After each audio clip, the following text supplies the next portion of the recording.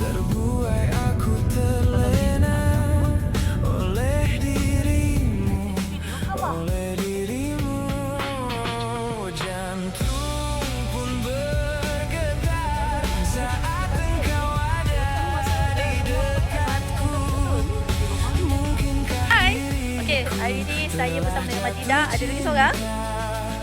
Ni budak kecil ni. Okey. So sekarang kita dah berada dekat mana Majidah? Okay, dekat Desa Aru sebab kita akan berkhusus dekat sini 3 hari 2 malam. So nampak tak belakang tu apa benda paling best? Okey, ada apa? Ada pantai kat sini dan angin sangat kuat. Ada lagi tempat makan-makan untuk kita pergi malam nanti. Let's go. Okay, perjalanan okey semua. semua mengalir apa adanya? Ku yakin kau pun pahami perasaanku. Saya sekarang kat tepi pantai. Alamak, habis dah tidur saya kat sini. Angin kuat sangat. Kalau boleh tengok dari situ, ombak dia kuat sangat kat tepi tu. Dia cuaca macam tak panas, macam berangin tapi dia panas kat sini. Cantik tak? Sana. Sebisa diriku mencoba untuk melupakanmu, namun ku tak bisa. Kau pun selalu ada dalam hatiku.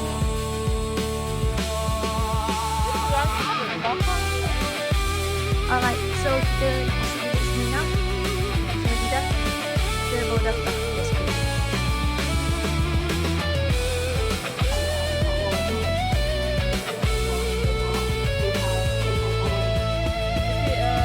Tadi kita orang dah belajar pasal Apa dia?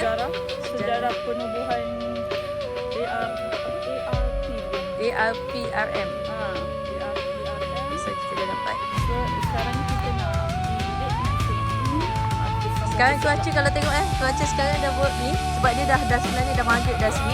Dah pukul 7 dah. Kita orang tadi sedap nampak sikit. So kita dah nak check in pada pada busuk. Nadia okey? Dah tak. Jom. Kita nak makan kat sini. Okey, ada menu apa ni? Kita makan nasi apa? Sebisa diriku Nasi biryani. Nasi apa? Nasi tomato. Lauk kita ada ayam masak merah. kau pun selalu ada. Baik. Jom. Kita ni bilik kita bersama dengan Nadia semua bilik 1 hingga 3. Dah. Assalamualaikum warahmatullahi wabarakatuh. So kita dapat bilik bawah ada 4 sekejap saya buat. Baik, inilah bilik